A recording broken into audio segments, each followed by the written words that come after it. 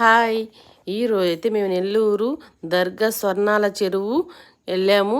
దర్గాకి ఇదేనండి మెయిన్ దర్గా.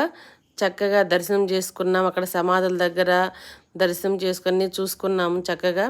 తర్వాత చెరువులోకి వెళ్ళాము. చెరువులో అయితే రొట్లు పట్టుకున్నాము. మనం మొక్కుకున్నప్పుడు మనం రొట్లు వదలాలండి. తర్వాత ఎవరైనా వదులుతుంటే మనం పట్టుకోవాలి. ఆ విధంగా అయితే పట్టుకున్నాము. విద్య రొట్టి, ఆరోగ్యం రొట్టి. మా ఫ్రెండ్స్ వాళ్ళు కూడా వాళ్ళకి కావాల్సిన రొట్లు పట్టుకున్నారు, వదిలారండి.